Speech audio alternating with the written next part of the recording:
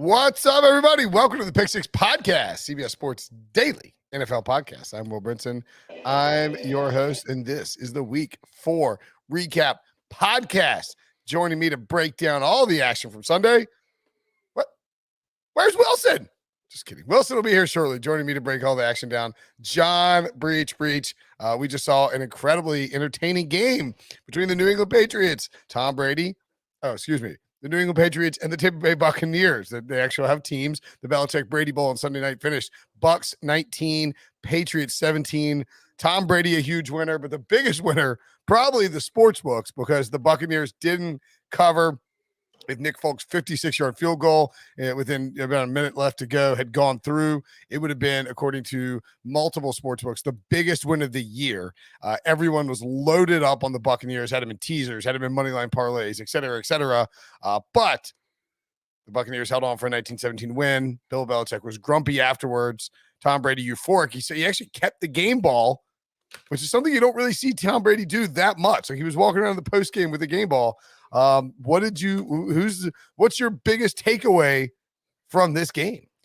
Well, number one, it is shocking to see Tom Brady keep a game. The guy has Super Bowl game balls. He has MVP season game balls. He does, so if he's keeping the game ball, obviously very important to him. This, I feel like if I were going to make a winners and losers list, Belichick and the Patriots are absolutely on the winner's side of this list. I couldn't believe how well they played. It was like Belichick just said, guys, do whatever you want the first 3 weeks of the season. I'm going to be in my office game planning for week 4 so that Tom Brady doesn't beat us by 40 points. And Collinsworth mentioned on the broadcast like 20 times how they were just switching up their coverages, switching up everything they do on every single play so that Brady had no idea how to attack it. So Brady watches hours and hours of film.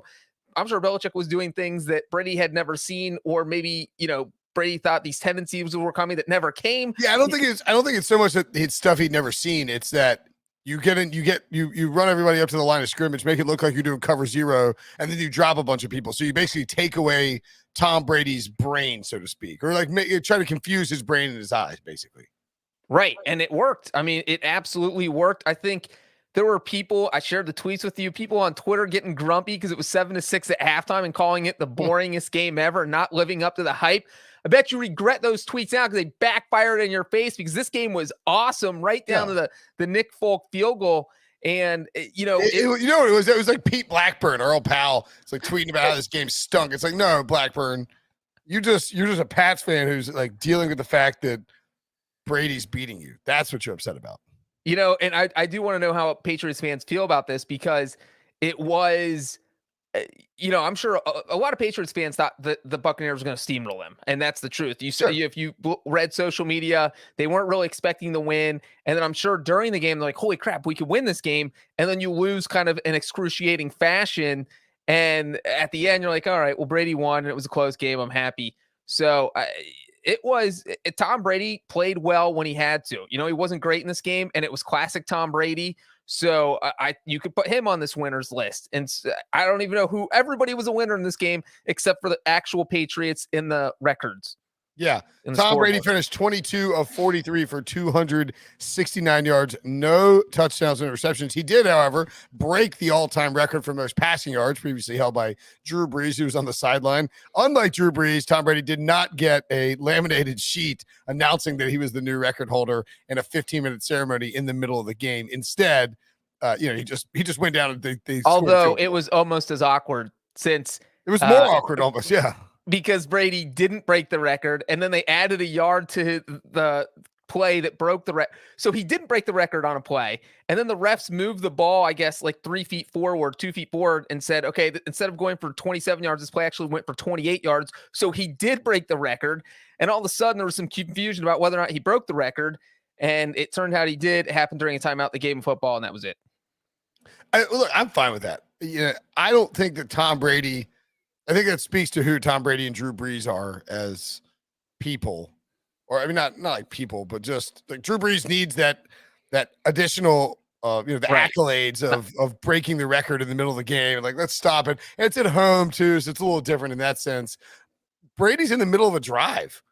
against Bill Belichick in this huge Sunday Night Football game, the last thing Tom Brady wants to do is stop playing football and take 2 minutes to like get thanked by the Patriots crowd. I would guess that he actually told the Pats and the NFL and the Bucs, or communicate through somebody like, look, don't stop the game. If you want to pause it and throw something up there, that's cool, but don't stop the game and like try to make a big deal out of this. Mac Jones would be on the winners list too, right? Oh, absolutely. I thought Mac Jones was phenomenal. And it was crazy because he played well when you thought he would implode, in the situations where you thought he would implode, where the Buccaneers throwing blitzes in his face, and he was just picking them apart. I think he completed 19 straight passes at one point, which tied Tom Brady's record, all-time career record, most career consecutive completion. So the fact that he did that, and it wasn't dink and dunks, he was throwing it, 10 yards downfield and accurately and moving the Patriots when they need to be moved. And there was that one clutch drive after the Buccaneers went up 16-14. Boom. Mac Jones takes them straight down. They go up 17-14. Or even when Tampa Bay took a 13-7 lead, boom, Mac Jones drives them straight down the field. They go up 14-13. So I thought he was absolutely clutch. And if that is the Mac Jones that the Patriots are going to get going forward, then they're in good shape. Yeah, that's the take. That's a big takeaway for me. And I've seen a little bit of pushback from people suggesting that, it's like, all right, let's hold off on crowning Mac Jones. Yeah, that's fine. We don't need to crown Mac Jones. I mean, I don't know that I would also push back on he dinked and dunked a lot more than I think. It felt like he was playing really well, and he wasn't he wasn't Ben Roethlisberger out there. He wasn't throwing it just to screens and slants and all that. He was moving in the pocket really well. He was adjusting to the blitz. I think Chris Collinsworth brought up the stat that said at one point late in the fourth quarter, he was 12 of 14 for something like 107, maybe 200 yards and maybe a touchdown against the blitz, which is really impressive because Todd Bowles does some crazy stuff with his blitzes, and Mac Jones was moving nicely in the pocket. They got outside and was making throws on the run when needed to be. He actually ended up with 2 passing touchdowns in that game. Yeah, as you can see, I mean, he was throwing to the intermediate a lot, but he wasn't like stretching the field or anything per se. 31 of 40 for 275 yards, 2 touchdowns and a pick. Mac Jones was. I mean, I think if you told the Patriots that if Mac Jones throws 40 times and they have a kick with a minute left inside of 60 yards to win the game, they probably would have signed for that before the game, honestly. Yeah, and the intermediate passes right there, 19 of 25. I mean, you'll take that all day from your rookie quarterback on intermediate throws. Those aren't the dink and dunks. That's, it's not easy to throw it downfield. And yeah, absolutely. If you say before the game to a Patriots fan what you just said, Brinson, hey, this is going to come down to a field goal. Are you okay with that? They're all going to be on board 100%. Okay, now, what was that? I want to see what the intermediate, what was the distance? You'll have to ask Debo. He had the what was the distances on the intermediate? Sorry. Oh, I mean, the intermediate line of scrimmage at 10 yards. So 158. But he threw for. I'm just saying, if you go look at the next gen stat chart, I think his average depth of target was like five yards or so. Look, it was pouring down rain. The ball was slippery. Nobody was playing well in the passing game, and the Buccaneers were completely snuffing out the Patriots' running game. Do you know who the Pats' leading rusher was? I thought you were going to ask me if I knew who the Buccaneers' leading rusher was. Because the Pats' leading rusher was Nelson Aguilar. I think Nelson Aguilar's their wide receiver. Tom Brady had more rushing yards than the entire Patriots team in this game. That is the most mind-boggling stat. That's a great stat, yes. And Brady only had 3 rushing yards, by the way, and the Patriots had -1 for the game.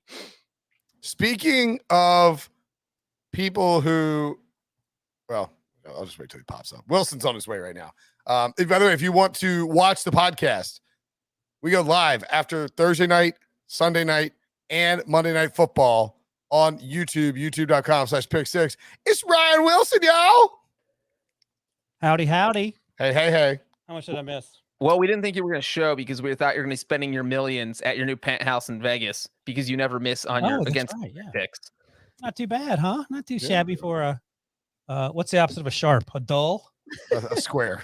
Square. For a guppy instead of a whale. That's right. I can't wait till you go like 1-15. It's coming. And just for the record, everyone, Ryan Wilson is 43-18 against the spread. What am I this week, Johnny?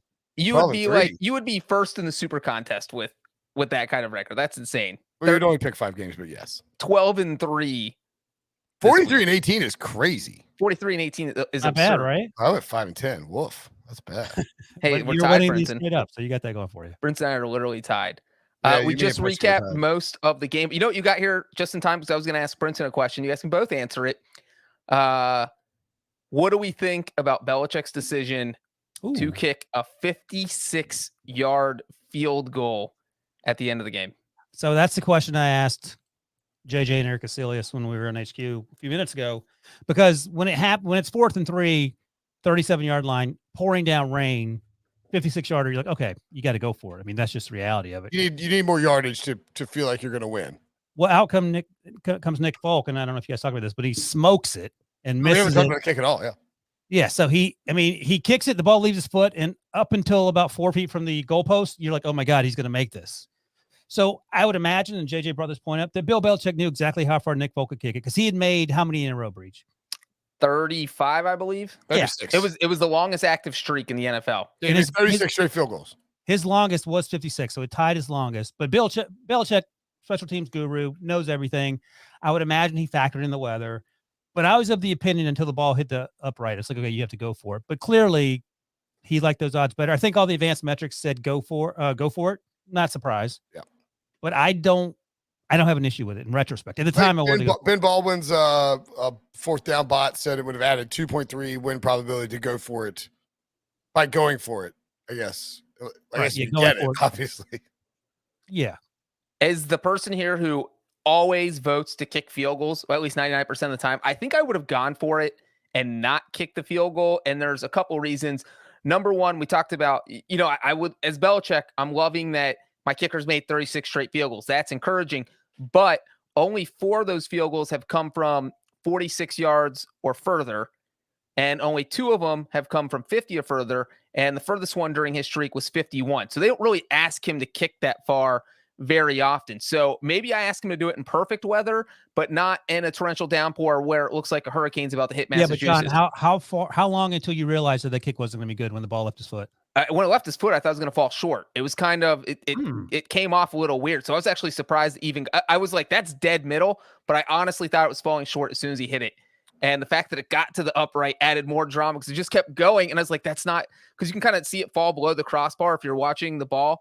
It wasn't going to fall below the crossbar. I was like, oh my God, that might go in. Well, so, does the fact that Belichick decided to kick it, coupled with the fact that it was really, really close to going in, yes, justify the decision a little bit more? I feel like it does. Well, I was just going to say that the other reason I was against it is because even if he makes it, you're still leaving time for Tom Brady. 55 seconds, 2 timeouts. We saw the last Tom 2 Brady's weeks getting a field goal attempt. We saw the last 2 weeks where 2 different coaches went for it on 4th down. Brandon Staley, John Harbaugh, to make sure Patrick Mahomes did not get back on the field. You know who didn't do it last week? The 49ers against Aaron Rodgers. He goes straight down and gets that field goal. Yeah, you said it, Brinson. Tom Brady's getting field goal 55 seconds in 2 timeouts. Let me to pull Brinson play devil's avocado. So when you go for it on 4th and 3, which again, in the moment I was fine with it, but I'm with Brinson, I think, in that I was after the fact, like, oh, okay, he knows what he's doing. But prior to that, the 3rd down pass was knocked down to the line of scrimmage. Prior to that, he almost threw an interception to Devin White. And I'm like, okay, maybe Mac's a little tight. He played great. I think we all agree. Yeah. Maybe he outplayed Brady. I don't know, but maybe that also factored into the decision to kick it because, like, okay, we keep playing with fire here. At some point, Mac Jones is going to throw a pick 6. Yeah, I mean, I think that probably had something to do with it. Is Mac had been playing really well, but was being asked to do like almost play above where he needed to be playing in order to try and win that football game. And I think he gave you everything you could have possibly asked for. Almost like someone thought he was the best quarterback in that draft last year. That's true. Take your victory lap, Brian. Just do it. Justin Fields had a good day too. We'll get to all those rookie quarterbacks shortly. All right. Anything else to take away from this? I mean, I do feel as if this was, I mean, did you guys talk about the concerns with the Buccaneers secondary? No, that's a good point. It is a ton of injuries. That's a separate podcast, Ryan. That could take 2 hours. Well, here's the upside if you're a Buccaneers fan. So Antoine Winfield left with concussion. Carlos, what's his name? Who got hurt? Carlton Davis. Carlton Davis, excuse me, got hurt. He left. He couldn't even walk off the field. Bunting wasn't playing already. They had another. Jamal Dean, I think, is out as well. Here's the good news. The the next 2 months, they don't play a team with a winning record. So I'll tell Are you quickly. serious? Miami, at Philly, Chicago, at Washington, New York, Giants, at Colts, at Atlanta.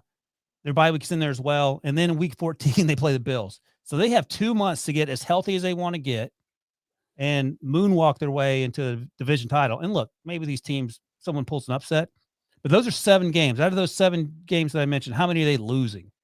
I mean, the way they're playing, maybe 2. You don't mean they're that. playing bad. They're going to lose 2. The Dolphins, Eagles on a short week on the road. I guess they could lose that. Bears at home, they're winning that. At Saints on Halloween. Ooh, spooky. Oh, great. Halloween's on a Sunday. Fantastic. That means we'll be dressed up for the podcast. No, we will. It'll be great. But I mean, it's like my wife's going to be like, we need to go spend time as a family. I'm going to be Tom Brady. At Bucs, Giants at home. Of those 6 games, I mean, I would think 5-1 is probably fairly likely. That's all I'm saying. Yeah. I mean, 4, I guess Breech isn't crazy. 4-2 could happen, but 5-1 probably likely. And with, when you look at the division, the Panthers are now 3-1, the Saints are 2-2, and the Falcons are 1-3. None of those other 3 teams have inspired me to believe, even though they all 2 of them have a bigger net point differential than the Bucs. None of them really inspire me that they're going to challenge Tampa Bay. And the bigger takeaway, even though Breech is trying to passive aggressively make them into losers, everyone will be healthy heading into week 14 when they face the Bills. Yeah, there you go. And what did this team do last year? Got everybody healthy, got everybody on the same page at the end of the year, and went on a run, won the Super Bowl. Oh, worth noting. As we saw, Albert Breer tweeted out that Patriot Breer tweeted out, Patriots coach Bill Belichick just went to the Tampa Bay Buccaneers locker room, which I think is kind of interesting. He also had a blowtorch. I don't know what that meant. He was carrying a spear gun. And he was wearing a Jason Voorhees mask. Yeah, a big knife. It's very interesting to know. Oh, there you go. Oh, that's cool. So Breer points out Patriots coach Bill Belichick's been in the Bucs locker room for over 20 minutes now. He went in there and he and Tom Brady retreated to a quiet area.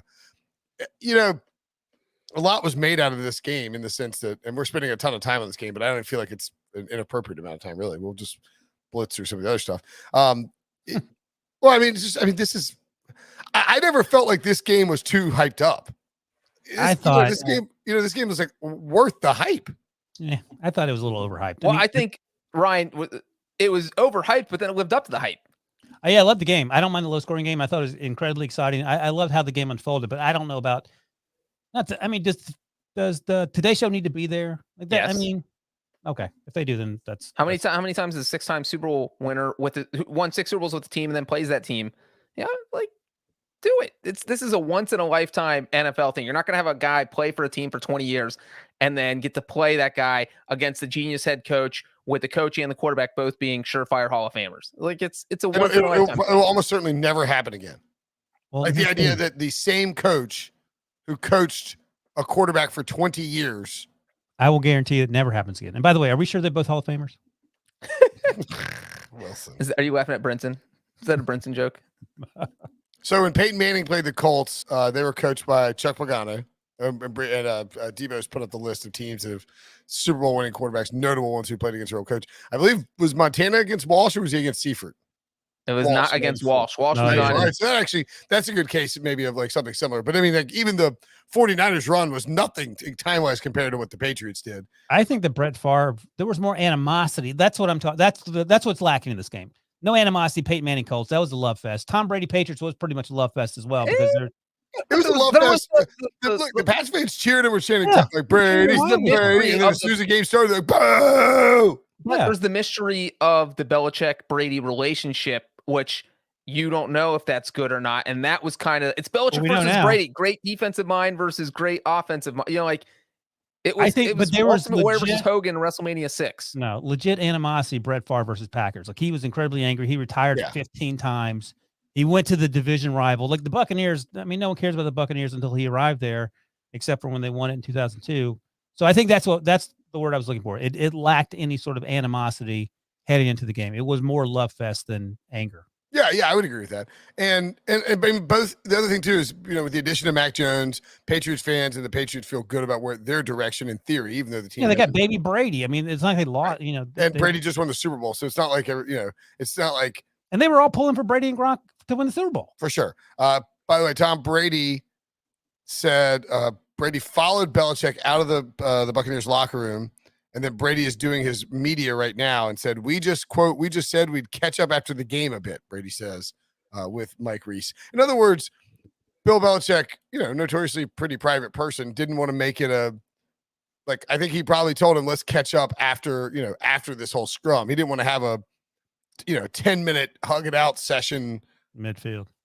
Yeah. And it was a short, not prolonged thing. And I thought it was impressive that he actually found him out and hugged, because he had to wait in line for, 15, 20 seconds to get to Brady, gave him a quick hug and walked off. Because, Tom Coughlin will tell you after that Super Bowl, he's still looking for Bill Belichick out there in the field to shake his hand. Hey, Nick Foles is still walking around with his hand out looking for Tom Brady. And by the way, on that, if you were watching it live, you could hear the cameras are focused on Brady, and all of a sudden the camera's and shakes violently, and there's just this loud noise, and you're like, what was that? And then it was clearly security shoving people out of the way to let Belichick get through.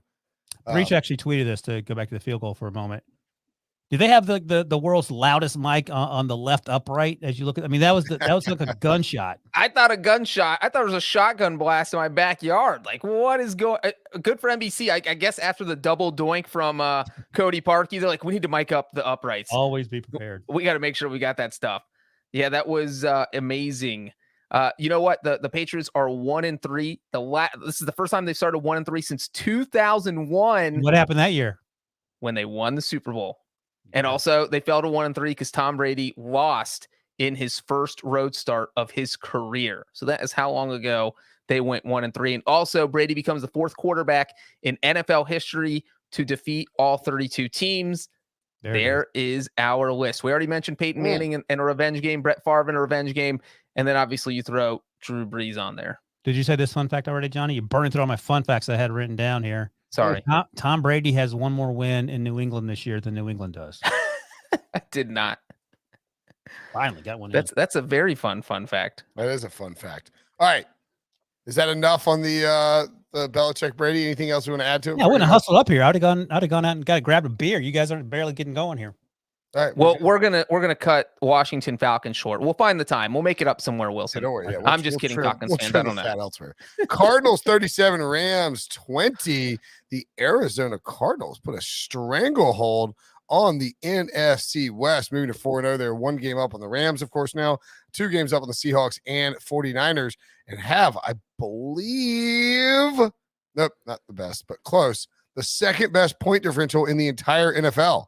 So, Wilson, are you buying or selling? The Cardinals are a legitimate contender. We talk about Mike McCarthy, sort of the Cowboys overcoming Mike McCarthy until the playoffs, when they probably won't be able to. I sort of feel like that's what the Cardinals are doing with Cliff Kingsbury. But as Eric Casillas noted today, Cliff Kingsbury may be horrible in-game manager. He hasn't made Kyler Murray worse. And in fact, Kyler Murray has gotten better. And he is playing like an MVP. And they had lost 8 straight to Sean McVay and the Rams. And this game never felt close. Yeah. So they're 4-0. I mean, it's hard to – they play an incredibly tough division. It's hard to imagine if Kyler Murray stays healthy, they're not going to make the playoffs. We'll see. But this is a team I had pegged to finish last in the division, and they're slapping me in the face saying, we're pretty good. They've scored – they're averaging over 35 points a game. They did that again this Sunday against this Rams defense, which we all – and maybe more importantly, they held the Rams to 20 points. And they held the Rams to 20 points. So – this isn't a come back to earth game for the Rams. It doesn't say anything about Matthew Stafford. I think it says more about how good this Cardinals team is and how, at least in my estimation and where I'm coming from, I underestimated how good they're going to be. I'm still not sold on Cliff Kingsbury, but as long as Kyler Murray can do what he does, he's running a little less. By the way, Kyler Murray coming into this game, completing 77% of his passes. He only managed 75% in this game. So, I mean, it's crazy the level he's playing. Steve Keim looks like a genius after watching the Josh Rosen thing and then circling back 12 months later. And here we are. So everyone gets a thumbs up. The Cardinals appear to be legit as long as Kyler Murray continues not to take hits when he's out there. I don't know what's not to like. Yeah. And Wilson, I don't know that we've like underestimated them because I kind of felt the same way, but it's not like, you and I thought this team was going to be 0-4 going after 4 weeks. I had them at 3-1. I think you probably had 3-1 if you went through all the picks. I picked them to lose this game though. But I feel like this was a big monkey to get off their back because Kyler Murray had never beaten the Rams. 0-4. McVay had kind of dominated Cliff Kingsbury. And the reason was the Rams were just so athletic on defense. They would just bottle up Murray, keep him from running, and say, beat us with your arm. We dare you. And he just didn't have, he wasn't good enough. He wasn't throwing at an NFL level yet. And then now this game says he can start doing that. I mean, is there definitely a few concerns with the Cardinals? I mean, they were trailing Jacksonville 19-10 last week. Yeah. It took a miracle missed field goal to beat the Vikings. So there's definitely a few questions, but I do think that they're without a doubt, one of the top teams in the NFC. And when you manhandle the Rams like they did on Sunday, I thought the Rams were one of the best teams. So I think the Cardinals are here to stay. This is only their third start ever. The Cardinals to 4-0. The 2012 team also started 4-0, somehow finished 5-11, which that's a concern. That's a very Cardinals thing to do. Is that Carson Palmer on the 2012 team? No, he wasn't there yet. He was in Oakland by that point. Yeah. Because that's Andy Dalton's first year. And this is the third straight game that Kyler Murray's had over 75% completion percentage for the game. That is very impressive. He's just accurate. He's moving well, and he's looking like the guy that was playing at a really high level before his injury last year to his shoulder, and he kind of stopped running. He took a little bit of a step forward. I don't know if you can bet him as an MVP because he's going to be like 2-1 or something in that range now. You needed to get it in before the season, or if he starts to drift a little bit, if somebody makes up ground. But he's definitely going to be the favorite at this point. I would say 37 points is the most allowed by the Rams since week 15 in 2019. Wow, that's a concern too, because the Rams defense held down. I almost look at this as sort of maybe a letdown from that Bucs game. And I was telling Breech on the early odds podcast that we did, and you can go check that out in the feed or on YouTube, youtube.com/pick6. But there you go. If you can go bet this on Caesars right now, I mean, +5. Same as Patrick Mahomes. What's that? I was going to say he's the same odds as Patrick Mahomes. Yeah. I mean, that is going to be lower when that's adjusted in the morning. So I would go wager on that now, if you can, on Caesars. Not that I think Kyler Murray's going to run away with it, but just you're getting good value if you want to try and hit some stuff on the on the MVP odds. At any rate, I think looking at these games, the San Francisco game and the Arizona LA game, it makes a lot of sense in these divisional matchups to take the points. If you're if you think it's going to be close, it's going to be a toss up. It's 4.5. Take the points, especially in a spot where like the Rams, who are coming off a letdown game, and Matthew Stafford didn't play very well. He was inaccurate, sort of scattershotted. They couldn't convert in the red zone. Byron Murphy had interception. Yeah, intercepted by Byron Murphy. 26-41, 280 yards, 2 touchdowns and a pick.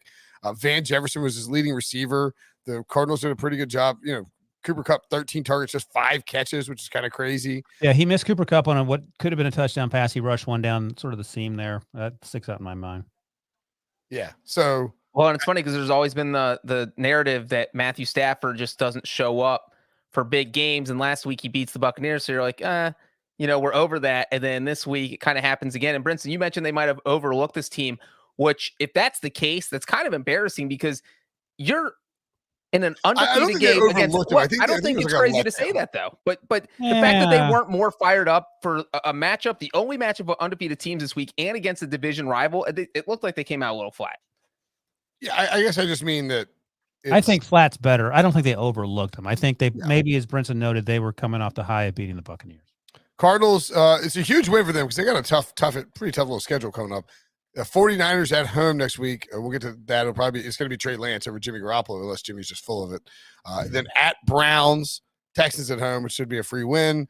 At Packers at home, that's a tough matchup. At 49ers, Panthers at home. So, well, I don't. We're gonna do a break in a second here. I don't know about this 49ers business, guys. Okay, we'll get that in a minute. Rams at Seahawks, at Giants, Lions at home, at Texans, Titans at home, at 49ers. Feel pretty confident they're going to win three or four of those. I think the Rams are in fine shape. They just had a bad day at the office, and you move on from there. Elsewhere in the NFC West, the Seahawks beat the 49ers 28-21 in a game that, as Breech, you pointed out in the Early Odds podcast, was completely one-sided in terms of the 49ers dominated the box score. Russell Wilson was 16-23 for 149 yards and 2 touchdowns. He had less passing yards than 2 different quarterbacks of the 49ers. Jimmy Garoppolo suffered a calf injury that he said will, quote, keep him out for a couple of weeks. To paraphrase, we'll keep him out a couple of weeks. Does this guy have more injuries than there are body parts? He was very upset. He got very emotional about it. I think he said he was getting frustrated with all. He had like the I don't want to say the Andrew Luck demeanor, but he kind of looked like he was getting a little fed up with injuries. Well, and he also mentioned that he was a little worried it could have been his Achilles, which would be a problem. So, Breech, to the point, dominated by the 49ers, but the Seahawks get a win. Yeah, this was one of those, if you did not watch every game, you woke up the next morning, you looked at the box scores, you would wonder how the hell the Seahawks won this game, because they got outgained by 223 yards. The 49ers rolled up 457 yards of offense. The Seahawks only had 234 yards of offense. It's kind of crazy. I'll tell you, the 49ers got bit by bad luck as soon as the game started because Robbie Gould got injured in pregame warmups. So now the 49ers punter is their kicker, Mitch Wishnowsky, and you can't just ask an Australian punter to start place kicking. That's not what these guys do. You can. Well, you can, but it's not going to go well. You know, these guys, the American punters, a lot of them came up also place kicking because that's just what you do, not the Australian guys. And so what happened is we had Wishnowski miss a 41-yard field goal, miss an extra point. So that bit the 49ers. And then also special teams, more errors. Trenton Cannon botched 2 kickoffs. One of them, he just muffed it, and the Seahawks recovered and scored a touchdown on a 14-yard drive. And another one, he waved his hand because he was telling us. No, he didn't wave his hands. He put his hands out. He gave his hands the side. He gave no other blocking. This is going to the end zone. It landed on the 1 yard line. And it landed on the 1 yard line instead of going in the end zone. And he may have done something else then, because he also he muffed a kickoff. No, I think he was also the person on a punt. He went down there and jumped on the ball, and then he rolled into the end zone for it to be a touchback. The ball would have been down at the 1. That happened too? And he kept rolling. It was number 49. I said, what is this? What is wrong with this guy? He's on a mission. So that's 3 things. Because I looked up, I said, why is he rolling to the end zone? And he seemed to not know that the rule is if you catch the ball at the 1 and do the barrel roll down the hill 5 yards later, you're going to be in the end zone. It's going to be a touchback. So he had a really tough day. So just with all those special teams errors, I don't know what this told us about the Seahawks other than that they're good at taking advantage of other people's mistakes, because that's what they did to win this game. Russell Wilson made some magical plays like he always does. He had some crazy thing where he should have been sacked for like a 10-yard loss, and then threw, I think, a 13-yard touchdown pass to Freddie Swain. He had a 16-yard touchdown run that was pretty crazy. So, you know, Russell Wilson doing his Russell Wilson things. But other than that, the 49ers just shot themselves in the foot 17 times. There's a miserable 4th and 1, maybe? Call it midfield where Kyle Shanahan did an end around a Deebo Samuel that resulted in a loss of 2 or 3 yards. Just no business doing that. No business. I love Kyle Shanahan, the play caller and the X's and O's genius. I remain skeptical about Kyle Shanahan making the personnel decisions. I like Trey Lance, but why are we trading up to number 3 for a guy who's not ready to play this year? If you know that Jimmy Garoppolo can't stay healthy, and maybe they love Trey Lance no matter what, because we heard the report from Adam Schefter a few weeks ago that they traded up to number 3 with no real idea which one they like. I think maybe Mac Jones was in the running. Yeah, stop pushing the Mac narrative. God, high on his Mac horse. No, I think that's actually what the truth was. Nah, Schefter was like backtracking some weird, like he's like trying to. Okay. But either way, the point remains, you give a ton for Trey Lance, and who was 9 of 18. A lot of that actually ended up being garbage yards at the end. He did have 2 touchdowns. One was a wide-ass open pass to Deebo Samuel for 76 yards. There was no one within 10 yards. Well, I mean, so it was a wheel route to Deebo, and there's nobody covering him. It was a blown coverage. He was wide-ass open. Like, no one. Yeah, but I mean, like, it wasn't like a tight window throw, but I mean, it's silly to disparage it for. No, my point is that we're talking about all the yards. Could have made that throw. My point is that he has all the yardage, and the yardage, some of that is just, Breech notes every week. When guys score 76 yards touchdown and no one's near him, if you take that throw out, he went 8 of 17 for 71 yards. Thank you. That's what Wilson's trying to say. This feels like an agenda-driven Mac Jones homer trying to neutral. Bang it. Trying No, to he's talking to me. smash on Trey Lance because he wants I Mac. like Trey Lance. But let me Yeah, ask that's you this. right. Somebody in the chat, Bob Swirsky said that's Wilson piling on the Niners because he's still mad that they didn't take Mac I'm not Jones mad. 3. My guy Mac Jones was crushing it. Here's my question. Mac Jones. No. Are you trading all you traded as the 49ers to go get Trey Lance? Yeah, I'm fine with it. Okay. All right. Well, then you're probably excited about things working Trey out. Lance has looked awesome for stretches. Like, give him more than just a half. Okay, settle down. I don't know Oh, about man, if Trey Lance goes off, I'm going to be dancing all over your grave. I like Trey Lance, but my point is that if you know your quarterback can't stay healthy and you know that someone's going to have to come in and you've admitted that Trey Lance isn't ready, I don't know what the plan is. That's He's a rookie quarterback who was forced into starting at halftime. Like, that's hard. It doesn't usually work out well for the rookie quarterbacks. I don't know what to tell you. You traded up to number 3 to get him. I mean, you knew Mac he was going Jones to almost play. beat Tom Brady. Zach Wilson beat a playoff team from last year. Yeah, I mean, what's your point? Wait, what did you say, Breech? Nothing. Zach Wilson beat a playoff team from last year, and Mac Jones. What? Is that true or not? I mean, look, at halftime. If you're explaining you're losing, right. Go on. Trey Lance got quickly, because of Trent Cannon's mistakes, got down 21-7 and was forced to try. Now you're a Trent Cannon hater. Okay, I see how it is. Yeah, look, all right. Well, let's let this Trey Lance thing play out.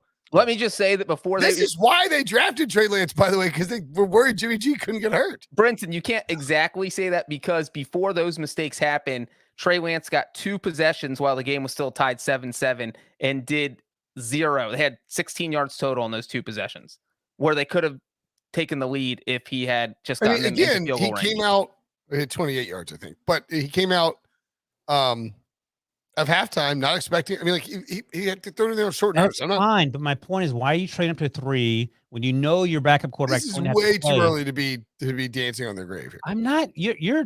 Those are your words, not mine. My only point is that why would you draft someone that's not ready to play this year when you know your quarterback and give a ball you gave up when you know your quarterback can't stay healthy? That's all. Because he has more upside to help you win a Super Bowl. You're fine. You're fine losing games this year, is what you're saying. I don't think they're going to lose games. I think they're going to win this week with Trey. Okay. Well, I think they will be fine without Jimmy Garoppolo. Okay, that makes one of us. Okay, they're 2-2. Let's settle down. Tied for last. Okay, place. let me ask this question real quick. I don't know if Steve wants to go to break or not, but this is a question that came up. Eric Casillas brought this question up too. $1 million. Do you feel more comfortable picking the winner of this division in the NFC West or the loser? Like last place or first place? Is that what you're saying? Are you more comfortable picking first place or fourth place? That's what I'm asking you. The answer is fourth place, and it's the 49ers, right? That's exactly what I said. the other two, Musso and even JJ, I think, and EK went in another direction. So you go ahead, Brinson. I'll tell you what they said. Well, I mean, I think that. I mean, I don't think the answer is. I just think they're going to be close. All 4 teams are going to be close. That's a bet. How many teams out of the NFC West do you think make the playoffs? I don't want to. I think I always thought there were going to be 3. And who do you think is the odd man out right You're now? not going to answer Cardinals, odd man out right now. The Cardinals? I think the Seahawks are the odd man out right now. Well, which is it? Seahawks. I'll pick the Seahawks finish 4th. Are you going to pick the winner or loser? Or you're not going to do that. I'll pick the loser and I'll pick the Seahawks. I mean, I don't want to bet $1 million on it. First of all, it's not really. It's just play money. It's monopoly money. Well, okay. If you're not going to do it, you're not going to. I just said I picked the Seahawks to be the 4th place team. Brinson, we're not all 40-18 against the spread like Wilson. We don't know what it's like to have $1 million. I know. Wilson's That's right. Peacock. He's trying. They all said the Rams are going to win, which I thought was. Oh, that was bold. Was this before or after the Rams lost to the Cardinals? No, it was after all the games they played. Actually, I kind of like that idea. I think that's actually smart. Well, you already said Seahawks, so you've already made Russell mad, so you got to live with that. All right. Well, that's fine. Whatever. Okay, let's take a break. And when we come back, do we talk about the Seahawks enough? Mm-hmm. Okay. When we come back, more football games. The Cowboys. Oh, boy. Speaking of picking division winners, Cowboys 36, right. Panthers 28. Sam Darnold became the first quarterback in NFL history with 5 rushing touchdowns in his first 4 games of the season. He actually leads the NFL in rushing touchdowns. It's crazy. Insane. He had 5 in his career prior to the season. He has 4 more than the New York Football Jets. We'll talk about them in a little bit. But the story in this game was that the Cowboys appear to be, based on 4 weeks of eye test, empirical evidence, advanced statistics, and just general common sense, clearly the best team in the NFC East. And Trevon Diggs is the best football player on the planet. In the world. Goes like poo-pooing Trevon Diggs for some reason. Why? I don't What's know. the deal with Josh Trevon just Diggs? talked him up. He's like, he's fine. The 8 worst interceptions in thing, 15 games isn't enough. the worst thing that happened to the Cowboys is that they put Mike McCarthy in that sweatshirt. Other than that, there were no. I didn't mistakes. realize when I tweeted, I didn't realize it was a crucial not- catch, anti-cancer. There's no comment on the crucial catch situation. It's a comment on him wearing sparkly on that. He looked You know, like a donut. That big frame hit. Yeah, look at exactly. He looked like a Sprinkles. sprinkled donut. Yeah. Sprinkles McCarthy. What's up? Sprinkles. Dak Prescott, 40. I mean, this is what the kind of day it was for the Cowboys. Dak Prescott, 14 of 22, 188 yards, 4 touchdowns, no picks. Zeke Elliott, 20 carries, 143 yards, and a score. Huge. CeeDee Lamb was essentially a non-factor. They didn't need him to be. 4 different pass catchers. Amari Cooper, Dalton Schultz, Cedric Wilson, and Blake Jarwin all called touchdown passes. DJ Moore is a beast for the Panthers. I thought Sam Darnold acquitted himself pretty well in this game. He had several pretty kind of boneheaded mistakes, but generally speaking, I thought that he played well. You on would a take big that stage. sideline at any point during his Jets career. Yeah, I mean, like I think I think the Panthers at 3-1 can feel pretty good justifying the decision to trade for Sam Darnold at this point. Mm-hmm. Yeah, no, you won't get any Absolutely. pushback from me. Okay. And I don't want to belabor the point, but that's a move you make when you have a guy you want to see what he can give you. Like I think the 49ers may have been better off trading for Sam Darnold. And What? having Jimmy G as a starter. No. We don't have to get on. I don't want to get back on it. We'll talk about it the next game. We're gonna clip and save these if Trey Lance starts going off. I like Trey Lance, You just clearly don't. not to play right now. But Blake Jarwin had 2 fumbles that were never called, which was sort of weird. There were some crazy calls in this game. It wasn't going to affect the outcome, and I think. By the way, Debo put up a poll. 64% of the people voting would take Mac Jones in the draft. 36 would take Trey Lance. That's shocking. I did That's a fun poll. I did vote 200 times. I didn't want to say it. But I don't want to put Debo on the spot. I would imagine that the MVP odds are better for Dak than for Kyler. Or he had it up. No, he wasn't even up there. Who do you like? I think I like Dak better as the MVP long term. Thank you, Debo. Where is he? Where's Dak? 12-1. That's a bet. Whoa, that is a bet. And for what it's worth, I asked Pete Prisco this for those that like to gamble. Debo, can you bring up a comeback player of the year? I bet Dak's probably like minus 250 or something. While he's pulling that up, the Cowboys finished with 245 rushing yards. Only the 6th time this century they have rushed for over 240 yards, which seems incredibly low. You know, Ezekiel Elliott, they love to spoon feed, and they haven't been putting up these crazy numbers with him. So that's a huge rush, especially against the Panthers defense, made it even more impressive. Yeah. Well, I was going to say that Pete Prisco told me he would not be opposed to voting for Dak for MVP and comeback player of the year award. I was sort of thinking that a lot of voters would, treat him individually. Like if Dak was clearly the MVP, you don't give him, you give Burrow comeback player of the year, or McCaffrey or Saquon, one of those guys or whatever. But it sounds like Pete thinks Dak is a slam dunk for that award just because of how gruesome his injury was. So keep that in mind if you're betting. That sort of flies in the face of what I expected. As a sharp, would you parlay that?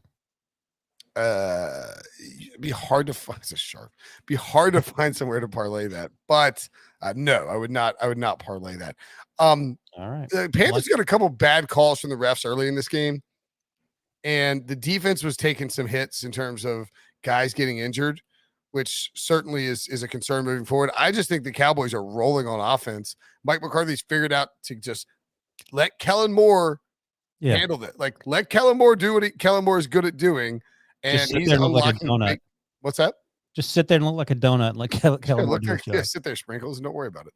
Do you think that he has Jason Garrett's headset, which we were all convinced wasn't even working when he was in Dallas? Look, man, they're 3-1. You got to give him credit. And we definitely have to give him credit because he did make a couple big onion calls in this game. He had a 4th and 1 from his own 46-yard line. Nice. I think Mike McCarthy from 2 weeks ago, or maybe even last week, punts there, or maybe even tries a field goal, a 68, 70-yard field goal. But he didn't. In his own territory, he went for it. They got it, ended up scoring a touchdown on that drive. That was pretty huge. And so to see McCarthy thinking on his feet that quickly was kind of crazy. I was like, all right, maybe McCarthy's he struggles at the end of games, but he's getting it together. And maybe his visits to PFF weren't totally for waste, Wilson. Are you coming up on the Cowboys schedule? Giants at home, at Patriots, at Vikings, Broncos at home, Falcons at home, at Chiefs.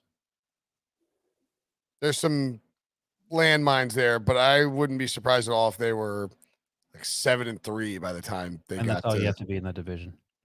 Are you more concerned long-term, by long-term I mean December, January, about Mike McCarthy coach or Cliff Kingsbury coach? Mike McCarthy coach. I don't know.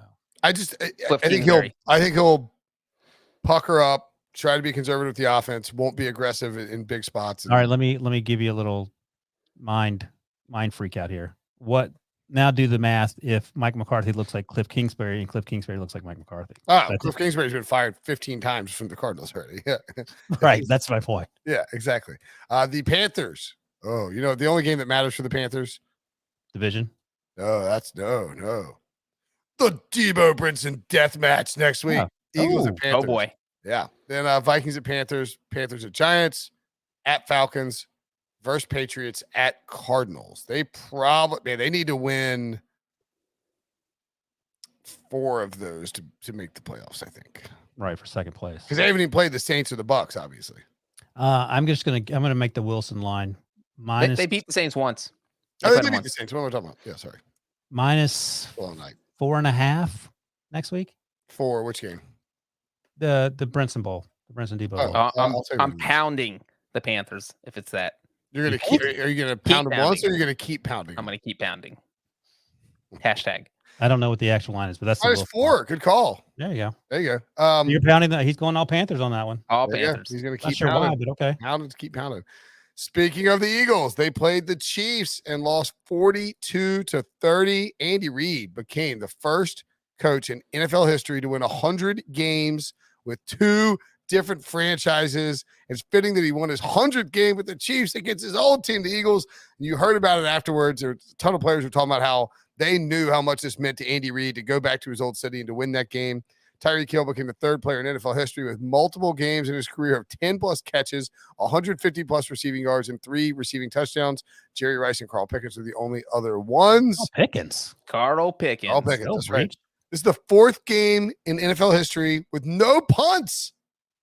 And the first in 7 years. Jalen Hurts could have had a monster game, but had some drops in that situation. Debo, where's your head at on the Eagles and Chiefs? I mean, it was 42-30. There was a garbage time touchdown, but honestly, I think the game was a lot closer than that. The Chiefs always kind of had that slight upper hand, but it was really within reach throughout. But like heading into the game, Eagles missing 4 of 5 starting offensive linemen. I think about 10% of my brain pregame was just like, put Joe Flacco in and don't make Jalen go through this again, coming off of a rough Monday night. But the signs of being a young team with a new coach, they're evident. But I really do think seeing this game, they will remain competitive throughout the year.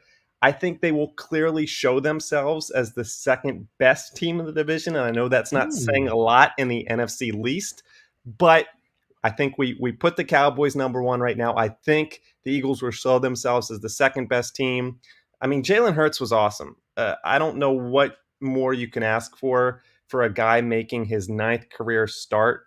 I tweeted after the game, if you're not satisfied with that type of performance, then Eagles fans will never be happy with any quarterback that they have. He wasn't perfect. He's still growing, but he had 3 touchdowns taken off the board, and 2 of them probably should have stayed. There was a pick on our guy, Jay Jaw, which a lot of people thought was rough.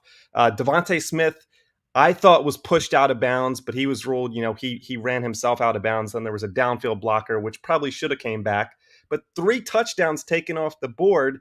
It could have been a 5-touchdown performance for Mahomes and for Hurts. Now we just need to see kind of Hurts put together these back-to-back performances. Sirianni was better. He put his quarterback in a better spot. I have a question. During the game, you could hit the share screen button for me, Devo. Very quickly.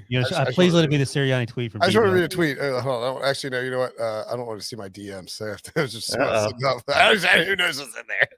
Anyway, Devo's tweet. What did your tweet say? I said, I like to give coaches a solid 3-year grace period. With that being said, Nick Sirianni might be clueless. And that was coming off the first Eagles drive of the game, where they had a chance to go for it on 4th and 3. They go out there. They act like they're going to go for it. And then instead of just taking a delay of game and pushing the field goal from 29 to 34 yards, which is fine for Jake Elliott, they take a timeout on that first. It's a waste of a timeout, or just be aggressive and go for it. Don't play this middle ground. You're playing the Chiefs. You know you're going to need points. And that ultimately was what decided this game, is that the Chiefs are the Super Bowl favorite because they convert everything into touchdowns, and the Eagles are an average team at best because they convert everything into field goals. You know, it's funny. Sirianni better, much better than the Cowboys game, but I think there's a long way to go still with him. He put Hurts in a better spot, but you can't play scared against a team like the Chiefs. I didn't watch the game as closely as Debo, but when I did watch, I was actually found myself frustrated with Jalen Hurts for holding the ball too long. I don't know if you're immune to that, Debo, or you're okay with it. It just felt like he wasn't getting the ball out on time and taking unnecessary hits and sort of forcing balls. But if you're happy with his performance, no, I'm used to that coming off of our last quarterback. And I do I like a lot of I like a lot of things about Jalen Hurts, but I also think he is going to be the creator or culprit of so many penalties this year, of just extending plays and holding. The Eagles have the most illegal downfield blockers downfield this season. That penalty, which has been called more through 4 weeks than it had been in all of previous seasons. The refs are definitely emphasizing that, but Hurts holding onto the ball is really hurting them there. Again, there's room to grow, but I think of just a massive upgrade compared to that Cowboys performance. And now you just want to see a string of them together, which we will see against Brinson's Panthers. Why do the Eagles insist on having a linebacker try to cover Tyreek Hill? On at least 2 occasions, he scored a touchdown with Wilson covering him. Makes no sense. And I didn't mention anything about the defense. The defense is ugly. Jim Schwartz, I believe the stat, in 86 games as the Eagles defensive coordinator, one time a team scored over 40 points. That has happened now 2 times in back-to-back weeks under Jonathan Gannon, the new Eagles defensive coordinator. And Tyreek should have had 4 touchdowns. He messed around on the 1 yard line. Another example. Yeah, the Chiefs are fine. They're good though. Yeah, Chiefs are good. Debo, were you impressed by the fact that Mahomes threw a touchdown like every way possible against the Eagles? I think there was an overhand, an underhand, and a shovel pass. 3 different types of touchdowns. He's like trying to embarrass you at that point. Well, that last Tyreek touchdown was kind of like silly. Like Why? It didn't even need to be like he probably should have thrown it, and Tyreek was just running. He was more wide open than Debo Samuel, but you don't hear Wilson complaining about Patrick Mahomes. Patrick Mahomes overrated. There, I said it. Yeah, thank you. You still have to have concerns about the Chiefs' defense for sure. Ooh, Lord, yes. Yeah, not a good defense. That's a problem. It's going to have to get better. They're still Jalen last in Hurts, the division, even though they won, right? Is that right? I think they're still last in the division. Still last in the division because they were 2-2. Yeah. Ooh. Yes. Big game on Monday night. Big game on Monday night between the Chargers and the Raiders. Okay. Raiders. Anyone else think that the Eagles are not going to finish in second place in the division? I'm fine with that. I'm feeling last place. Oh my God, Breech. Sorry, You're Debo. gone? Oh! Out of nowhere. You think the Giants are better than the Eagles? The Giants won today. The Eagles. Danny did not. Dimes is actually better. He's playing better. They have like an almost identical profile. I mean, Debo, in my defense, the Eagles are currently in last place. They're tied with the Giants for last place. They're both minus 12 point differential. Eagles have scored 94 points. Giants have scored 83. Eagles have allowed 106. Giants have allowed 95. The Giants have won 1. The Eagles have lost 3 in a row. I'll take that common opponent, the Falcons, which we smacked around and the Giants lost to. I feel good about the Giants. Maybe Washington could put up a fight for second, but I won't surrender to this Giants right now. I mean, Cowboys are plus 29 point differential, and the other 3 teams are like well under double-digit negative. So that's this division is back to being stanky. Can you name the only division in football that has AFC West? The what? AFC West. No.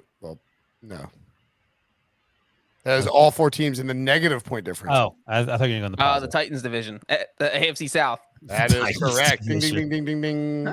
What a Nashvilleian thing to say. The AFC West, there's actually the AFC West, the NFC West, Both have positive point differences. So. I pulled the Jeopardy and jumped the question. Yes, you did. You jumped the buzzer, and that's what happens. You got punished for it.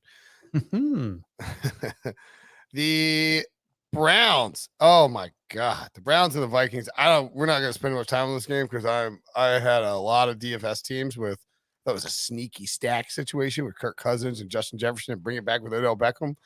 And it started out great because Cousins hit Justin Jefferson for a touchdown on the Vikings' first drive. And that was all the points they scored. They lost 14-7. They didn't score again.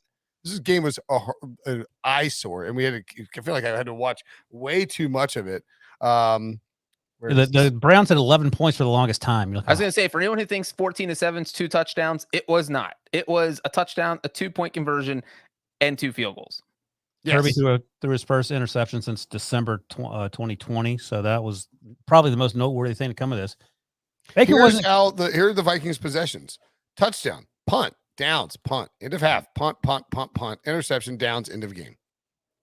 Is that good? And here's the Browns: downs, punt, touchdown, field goal, punt, field goal, punt.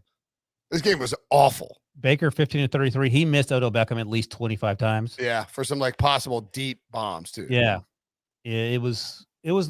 I think the takeaway, if you're the Browns, is that you're winning ugly and they count. You're stacking wins. Their defense is much better this year. Oh Lord, yes.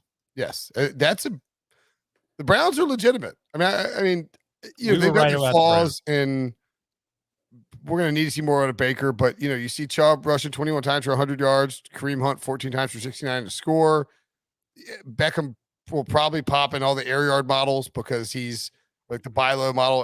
Josh Hershmeyer does want to establish the run because he will have all these opportunities to have produced a big stat line, but didn't because Baker Mayfield missed him. Do you think, Wilson, that Baker Mayfield is a potential anchor when it comes to the postseason to weigh down? No, I think, and this is what I've been saying for months, I think Kevin Stefanski understands how to bring the right balance to this offense. And, look across the field. Kirk Cousins wasn't exactly lighting the world on fire, and Stefanski had a lot of success with him and Dalvin Cook before he left for Cleveland, and I think that's the same case here, except you have better players. Jedrick Wells left on a cart. I don't know what his situation is, and that's certainly a concern. But the offensive line is better. You could argue that the wide receivers are certainly better in Minnesota, and I get that. They're just better. That's but the running back situation, I think you're taking 2 for 1. Madison's close. Chubb and Hunt over. Madison's close, but right, you're taking those guys. But in the defense, you're taking the Browns defense. So Baker just has to get right. Someone asked in the comments whether he's hurt. Maybe, I have no idea, but let him get healthy, and then when he gets there, you're fine. Odell's back. Jarvis will be back at some point. I think of all the teams in that division, I still feel the best about the Browns. Browns are at Chargers. Less insulting. Cardinals at home. It was meant to be. Broncos at home. Steelers at home. At Bengals, at Patriots. That is a kind of a tough run there. Well, but I always come back. Every team in the AFC North has to play virtually that schedule. So I'm just saying that's right now. The Browns have 6 games against. 4 teams with a winning record, and then the Steelers and the Pats. But 4 of their next 5 games are in the state of Ohio. That's true, and one of their next 4 games against the Steelers, which is a free win. I was going to say those final 3 wins final 3 games feel like wins to me. Steelers, Bengals, Patriots. Yeah. If the Chargers win Monday, though, then you're looking at 4 of those 5 games coming against teams that are 3-1 or better. Yeah, like that is pretty rough. Again, they're going to steamroll the Bengals. So I'm glad your team is 3-1. Are you kidding me? Let's be real about that. Vikings have the Lions at home, at the Panthers, Cowboys at home, at the Ravens, at the Chargers, Packers at home. I don't know what to make of this team. I don't either. The Vikings are very Jekyll and Hyde. I do know that with the way that Minnesota played, and with what's going on in Chicago, and with Detroit being Detroit, I feel pretty confident about any sort of Packers bet to win the NFC. Oh, that's a done deal. Yeah. I didn't think the Vikings. I also wish that ice cold take that I did on the Kirk Cousins thing. What'd you say? Aaron Rodgers, I was like, whether Aaron Rodgers comes back or not. Oh yeah. Here's the thing with Kirk Cousins is that you have games like last week where all of a sudden everybody's talking about like, oh, this is the Kirk Cousins we're expecting, and you see all the stats where he he's the only quarterback who's thrown 3 touchdowns and 0 interceptions with over 300 passing yards consistently for like the past 3 years, and he's so efficient. But then you look at what happens when the game is on him. Dalvin Cook had a bad angle here, ended up getting only 9 carries. If Dalvin Cook was 100% healthy, he would have gotten 25 carries in this game. But he wasn't 100% healthy. So they say, Kirk, we need you to throw the ball 38 times. And what happens is that he wets the bed. I mean, this was a horrible performance by him. And you can't, when you need to put the game on your quarterback's shoulders like this, because your running game's not there, you want to think they can win it for you, and he couldn't. And I feel like that happens a lot when the pressure's on Kirk Cousins. So using that logic, he had better numbers than Baker Mayfield. Did Baker Mayfield poop his pants or no?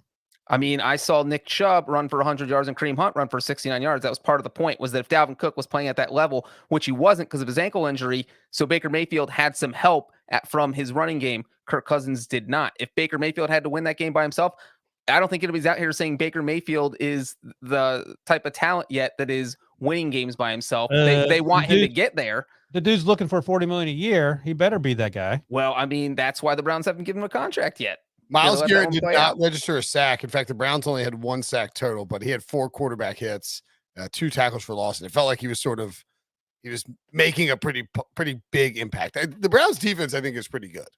Grant Delpit played great. Greedy Williams had the pick, I believe. I think he had an interception. Yeah, he did, because Scott Hansen was like, Kirk Cousins just got greedy. Oh, and look, there's Greedy Williams. It's like, come on, man. We know what you're doing. I mean, the Vikings were averaging 29 points per game going into this week. So the fact that the Browns held them to 7. For sure. So you impressive. Like your Cousins until you don't. Got it. No, I'm saying the Browns defense is also good. They both can be true.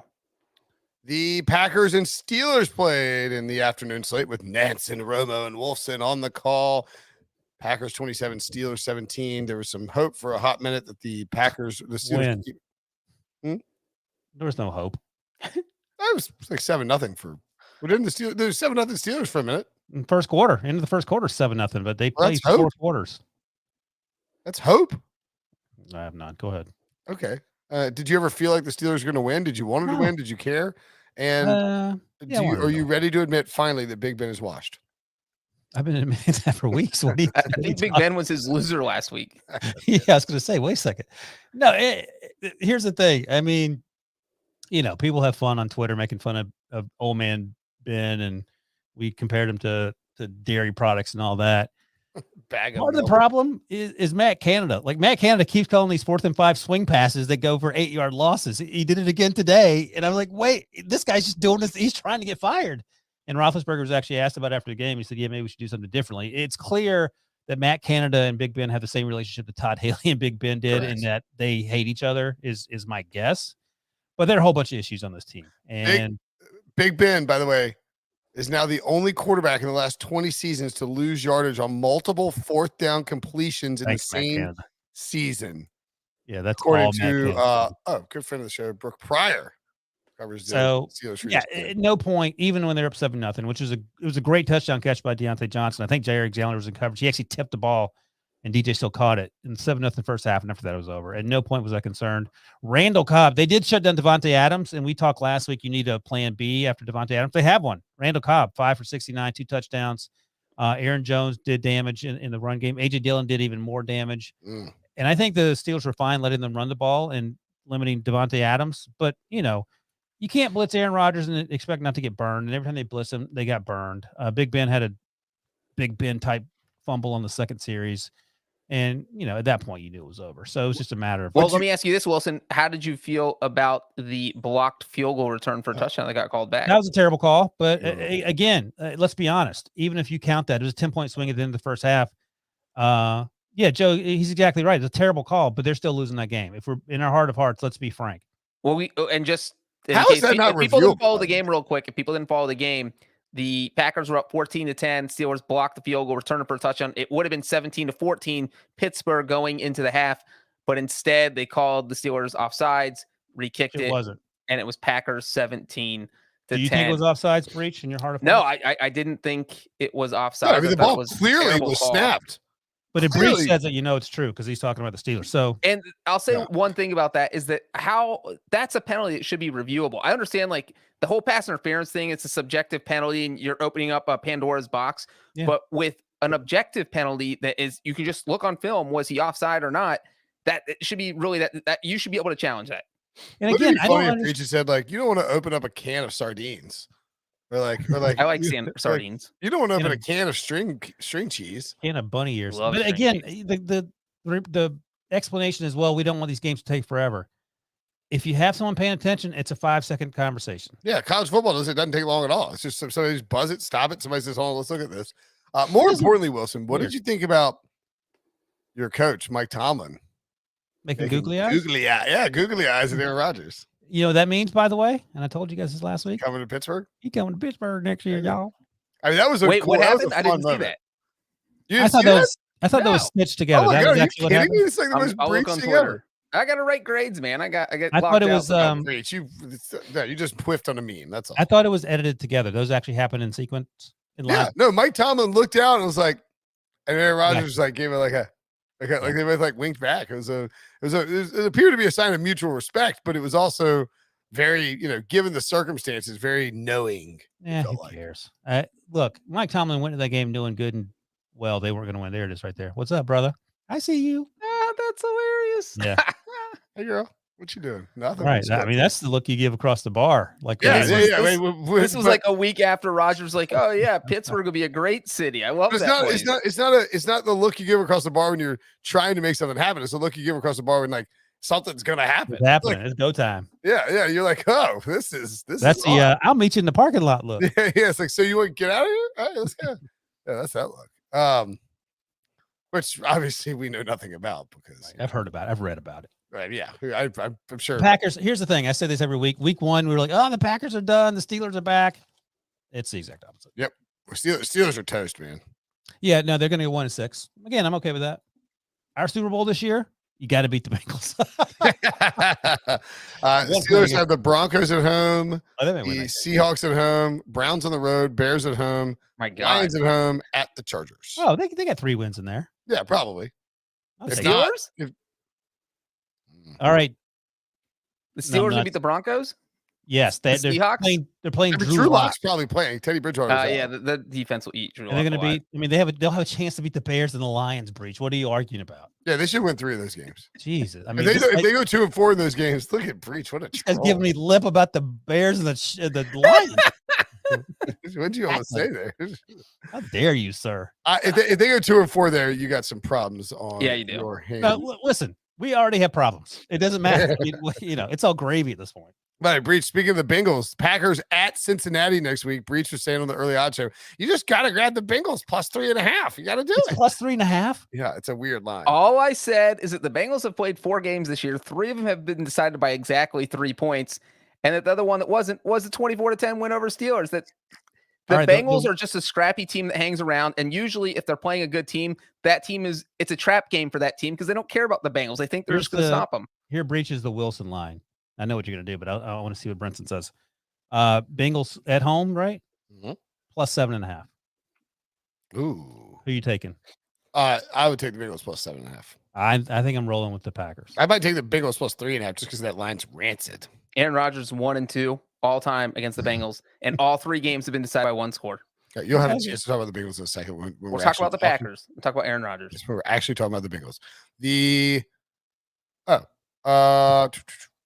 Ben Roethlisberger became number. Get it? He's terrible.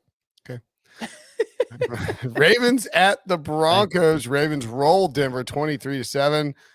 I don't know if you saw it at the end of the game. Yeah. Awesome. John Harbaugh knows that the Ravens need 3 rushing yards to tie the all-time record set by the 1974 through 1977 Steelers with 43 consecutive games of 100-plus rush yards. And he rolls out there with 10 seconds left. The Broncos have no timeouts. It's 23-7. And he puts the offense back out there, not to kneel, but to run a play. And they ran and got, I think Lamar Jackson ran for 5 yards, pushes them to 102. They tie the all-time record. They'll probably break it next week. This was sort of like the Steelers-Packers game, I felt like, going on at the same time.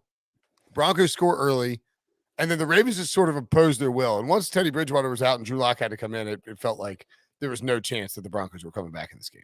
It was quite clear why Drew Lock lost that job.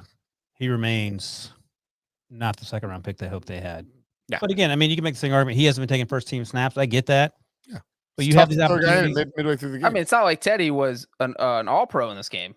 No, but Teddy Bridgewater had played extremely well coming into this game. He was completing 70s. He was second in completion percentage behind Dak Prescott. Still hasn't thrown an interception, if that makes you feel good. Oh man, that Marquise Brown catch, that Hollywood Brown catch for that touchdown was incredible. Well, yeah, Especially after all his drops last week. That Dropped was like 3 one of last those. week. All right, I put that behind me. I'm good to go. Yeah, Yeah. it was important. But And I would have concerns about the Broncos. It feels like this could have been hey, yes, they did play 3 terrible teams in the first 3 weeks of the season. That's right.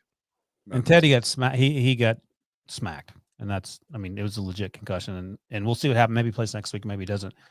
Yeah, I don't know. I think the takeaway for me, and you sort of hit it on it, Brinson, they played 3 terrible teams and beat them, and that's great. And then when they played the Ravens, they had no answers. Yeah, And all 3 of us picked Baltimore, unlike everyone else at CBS Sports. Oh, really? That's weird. Prisco and JLC picked Denver. Broncos are at the Steelers, as we mentioned. Raiders at home and at Browns. Their next 3 games. That could be a tough And real go. quick, I one of the They things could be 3 and 4 before we realize it. the Broncos. Well, I Yeah. feel like one thing that threw the Broncos defense off was how well Lamar Jackson threw the ball. This was only his second career game with more than 300 passing yards. Like he was flinging it, and usually you don't see that from Lamar Jackson because he's running around everywhere. And he only had 28 rushing yards, which was one reason why they almost didn't get to 100. But it'll be interesting to see who is rushing for him next week, because another reason they didn't get to 100 is because they had Latavius Murray, Le'Veon Bell, and Devontae Freeman had like a 2014 Tyson Williams is inactive. super fantasy Healthy. team out there. So yeah, it'll be interesting to see how they do next week. with all Ravens these have 4 old guys. straight games at home. That's insane. Monday night next week against the Colts. Oh, God. Chargers the following week. Ooh, Bengals the following week. Murder. red rum.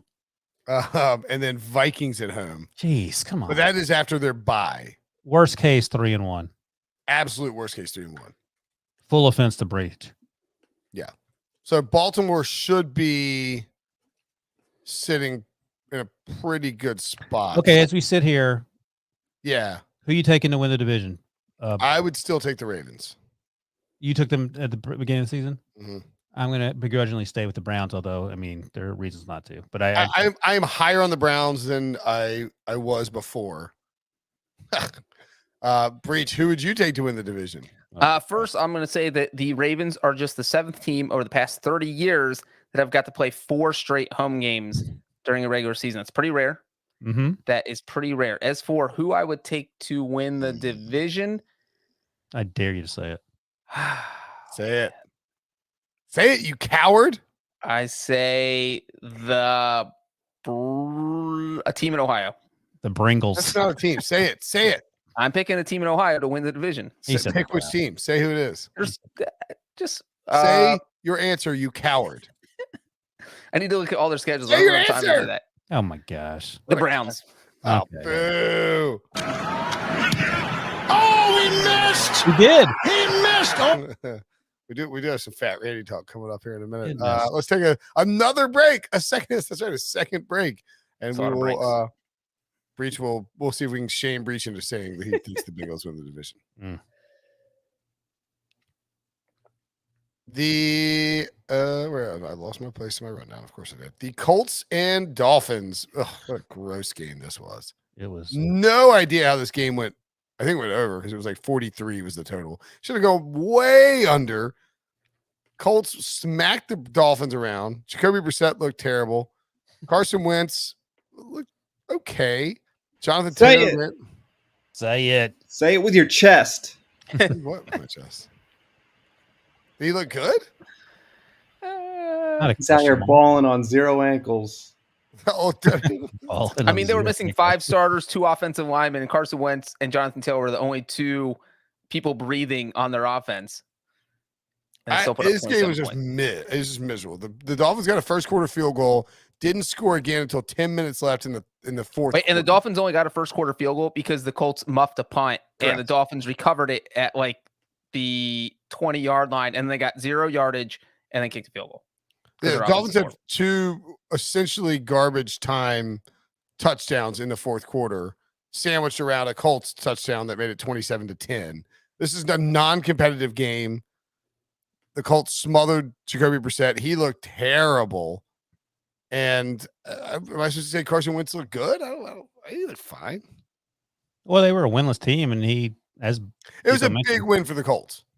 Absolutely. I think it saved their season. You can't go 0-4. Saved it. Come on now. And expect to be going to the playoffs. It saved whatever draft pick they're giving to the Eagles next year. Thank you. Ooh. So yeah, it saves their season. Until Saves their they bench future. Carson Wentz, it's a second round pick. Again, the real loser here until they trade for Deshaun Watson is the Dolphins taking Tua Tagovailoa. Because I don't know when he's going to be healthy. When he was healthy, he wasn't playing great. And I know it was early in the season, and maybe I don't want to dump on him like I'm dumping on all these other young quarterbacks. But, Justin Herbert in retrospect was the better choice. And I obviously was. Well, maybe people should read a different website than CBS Sports for draft information. You work for CBS Sports as well, just so you remember that. I guess that's probably not a good thing to say on this podcast. No, I mean, you're right. This is the Dolphins are 1-3. This is the regression that was probably somebody created a Carson. If you're watching on YouTube, youtube.com/pick6. And by the way, if you are watching on YouTube and you're in the chat and you're commenting, hit the like button, smash that puppy, hit subscribe. Somebody created Carson Wentz snap count at Carson snap count. And it's an Eagles fan, obviously. It's a picture of Carson Wentz face planting into the turf as its avatar. And they are tracking how many snaps Carson Wentz has played for the Eagles. Week 4, 72 of 72. That's 100%, which means he's at 98% for the year. What a great Twitter account. What does he need, 75% or 75 70%? Or 70% in the playoffs. Yeah. So 75. Okay. Well, once we get to week 10, we got to start really paying attention to that thing. Yeah. I haven't done the math, but I think it would be kind of, if you get to what's the basic math there? If you get halfway through the season at 98%, it's going to be tough to get below 75. Well, if you don't play the rest of the year, it's 50%. So, right. That's what I'm saying, but they're not going to sit him. Yeah. So you have a quarter of the season to figure it out what you're going to do. So basically, you can play 3/4 of the season, and if your team is terrible, but the problem is, if you then bench him, your team's probably going to be worse. So the second round pick you're going to give the Eagles can be higher. It's a very weird game of chicken. I don't think they're going to be out of it for a long time. Like, they're not going to be great, but just the division they're in, they could stay competitive until the end. So the Colts are going to have a real decision. Debo talking himself into that first round pick. Oh, yeah. Well, and, I mean, we'll get to the Titans in a second, but Debo's point is correct. The Titans are in first place at 2-2. Everyone in this division has a negative point differential. The Texans and the Colts are 1-3. The Jaguars are 0-4. Somebody's getting a playoff berth. I mean, in a perfect world, the Colts want it to be them. Well, yeah, of course. Yeah, I guess obviously. But I mean, and it could be Jacksonville is only 2 games out of first place. Wrap your head around that. Jacksonville might as well be 30 games out of it. There's no way. Still 60 miles out of first place. Yeah, come on now, stop it. And the reason, I mean, we'll talk about the Titans, but they had one player that was healthy on Sunday. That had something to do with their. Ryan, you know who else is 2 games out of first place? The Steelers. And they might as well be 60 miles out of first place too. There's a better chance the Jaguars win the division than the Steelers win the division. I would agree with that, actually. No, it's 100% true. All right, let's move on. Not to shorten the chatter about this thrilling Colts-Dolphins game, but the score. Carson Wentz's first win since November 1st last year. They lost 7 straight. Easy. 6 straight. Take that, Brinson. 7 straight. All right, I got to give a shout out to our pal Nick Costos. He had a money line parlay on the Jets and the Giants. Man, New York represent New York, and they both won. They both won in overtime, and both games were happening at the same time. The Giants beat the Saints 27-21. The Jets take down the Titans 27-24. Both of those wins give each of those teams their, I'm making sure I'm right here, I'm 90% sure, their first win of the season. Both now 1-3, fighting to judges. Daniel Jones, Saquon Barkley plunged in the end zone for a walk-off touchdown, and the Jets had to endure the pain and misery of the Titans tying things up, taking it to overtime unexpectedly, and then making a field goal and having to watch who was it? Oh, he missed! He missed! Oh, and he may have pulled a hamstring or a muscle, and there is complete elation. How far was the miss? You deserve that, Titans. That's what you get for signing Randy Bullock, expecting to hit a 49-yard field goal in overtime with night. There was a 0%. I flipped the channel. There's no way that ball was going in. Give me a break. No chance it was going in. By the way, if we're going to keep it all New York, the Bills won as well. So three for three for the state of New York and there you football go. Games. The Giants and Jets won on the same day for the first time since December 22nd, 2019, which is actually more recently than I would have expected. And this is the first time the Giants and Jets ever won a game in overtime on the same day, which is kind of crazy. Do you think that either of these teams is capable of climbing out of the cellar here, Wilson, or is this just more indicative of the NFL's crazy and weird stuff like this happens all the time? Well, clearly Breech thinks that the Giants will finish in last place because he's already announced that that's the Eagles' ultimate landing spot. I mean, I feel good for Robert Saleh. I still have questions about Joe Judge, the head coach. I don't know if he's exactly the best fit for what they're trying to do, but they won a game. I will say this: Daniel Jones is playing really well this year, and that should not get lost in this conversation. Well, the problem is it's now going to result in like Dave Gettleman getting an extension and Daniel Jones getting a contract extension. And Saquon Barkley getting an $800 million deal. But they're doing it with banged up offensive linemen. They've lost Nick Gates. They lost Shane Lemieux. Nate Solder obviously isn't playing very well. Andrew Thomas has actually been pleasantly surprising. So that's great. So that's good news. Zach Wilson finally gets a win, and hopefully he can build on that. And I think, like I said, a huge win for Robert Saleh. But the Jets are still a really, really, really bad football team, and they are some time away, and sometime could be well into the mid 2020s. But wins for both. Breech, I'll ask you this: worst loss, the Titans or the Saints? The Titans. I think that it hurts the Saints more, but I think as far as like the optics of what happened, it goes to the Titans because the Titans. This is a team that's supposed to make the playoffs. You're losing to arguably one of the worst two teams in football, and it was a disaster from start to finish. Every time they were moving up and down the field in the first half, they just couldn't score a touchdown. At least, I think, on two different possessions. They had a 3rd and 1 at the Jets' 11. Tannehill gets sacked for like a 10-yard loss. Yeah. Kick a long field goal. He also had the was it the sack or was it when the ball went over his head? Oh, yeah, that one. Yeah. So they just had some boneheaded plays. Tannehill got sacked 7 times. And I know that you don't have A.J. Brown and Julio Jones, but you have Derrick Henry, and they kept feeding him, and he got 157 yards, and it was just they didn't have anybody to go to in crunch time, and that seemed to be the issue, besides the fact that Randy Bullock can't make a 49-yard more an issue with the guys being injured. That's not, by the way, I think it was Andrew Siciliano. If it wasn't, the call of the day, one of the announcers accidentally referred to Tannehill as Tanny Hole. That is my new favorite, nickname ever. Tanny Hole. You got Tanny Hold. Corey Davis got a revenge game in 7 targets, 4 catches, 111 yards, and a touchdown. The touchdown throw from Zach Wilson, probably his best throw as a pro. He's rolling right. He looks and sees Corey Davis. He motions him, says, wave, keep going. So get deep, and just bombs this thing. And Davis hauls it in. And that was when I believe that at that point it gave the Jets, it was 17 all, catch that touchdown, 24-17. So 1 play drive, 53-yard bomb. And then I don't know how the Titans got down there and scored in that down the stretch with you don't have any receivers. None. They're like Khalif Raymond, but they did, and they get in there and they take it to overtime. It felt like the Jets were going to have their hearts ripped out. New York's not, the Jets aren't going anywhere. I think the Giants could, in theory, get maybe involved in the playoff hunt, but probably not. Did you pick the Eagles to finish last as well? No. Okay, just Breech.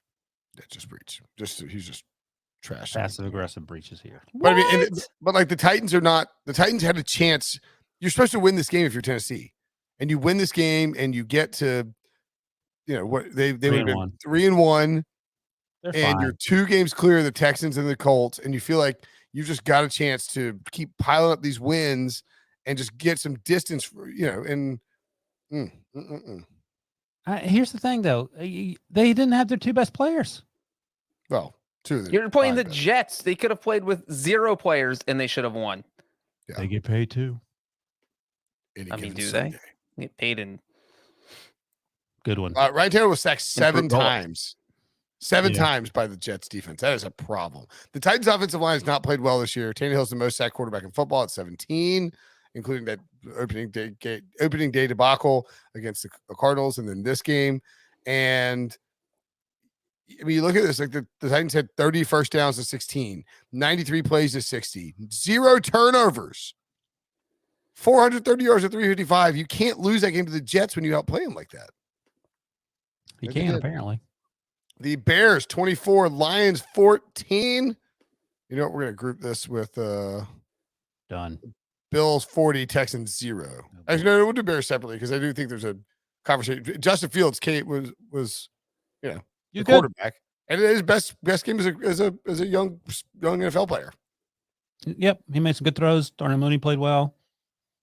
Had 125 receiving yards. Yeah, I mean, you know, we talked about the Jets being terrible. The Lions are not a good football team as well. Yeah, Lions are terrible. And Jared Goff, you know, I say it every week.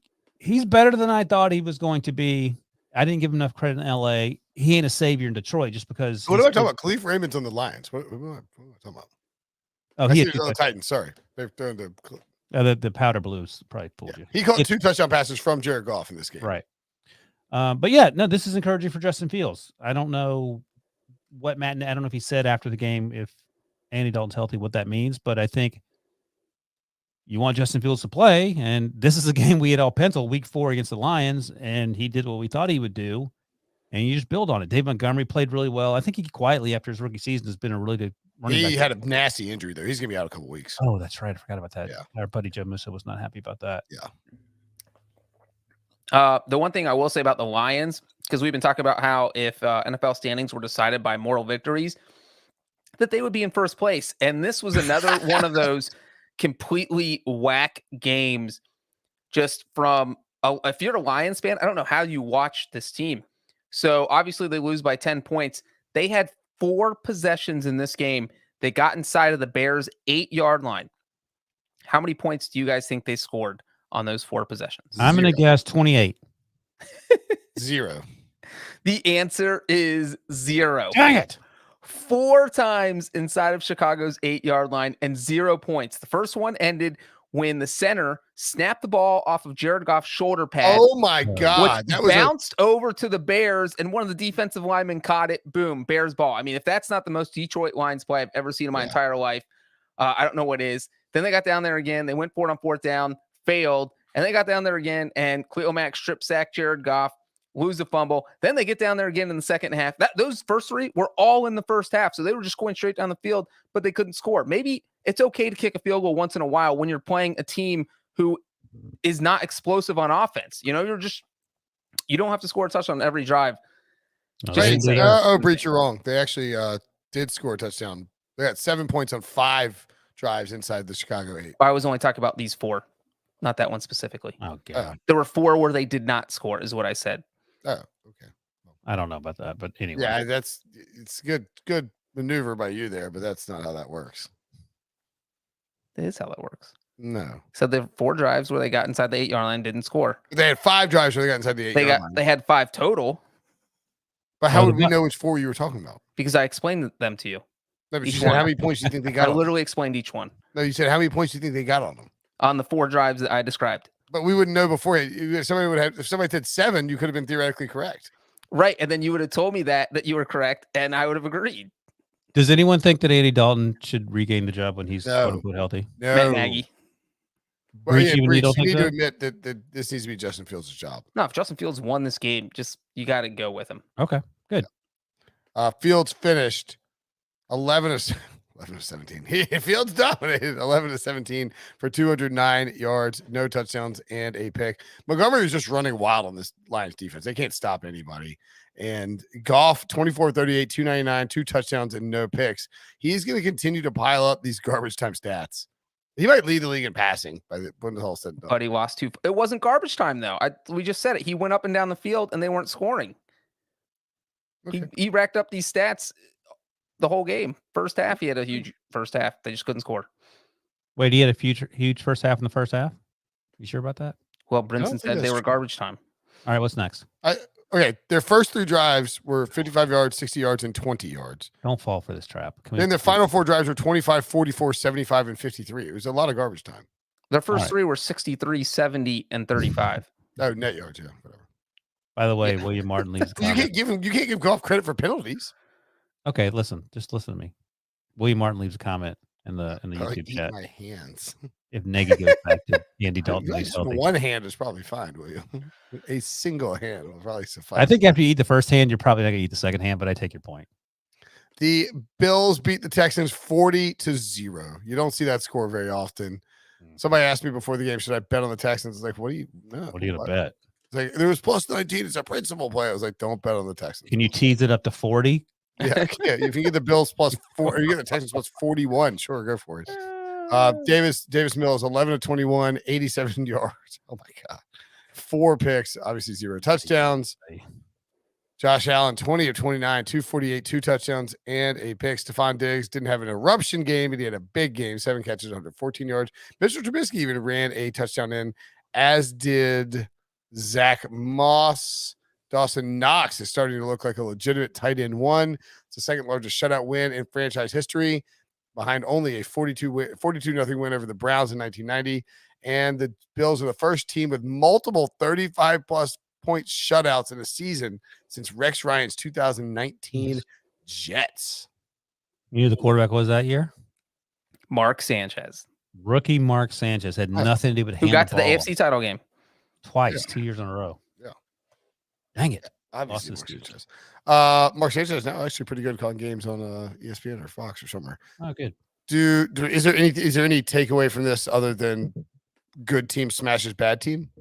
The Bills still haven't hit their stride, so that should be very concerning for the rest of the AFC, including the Chiefs, because the Chiefs, we were worried about their defense, and the Bills have shut 2 teams out 75-0.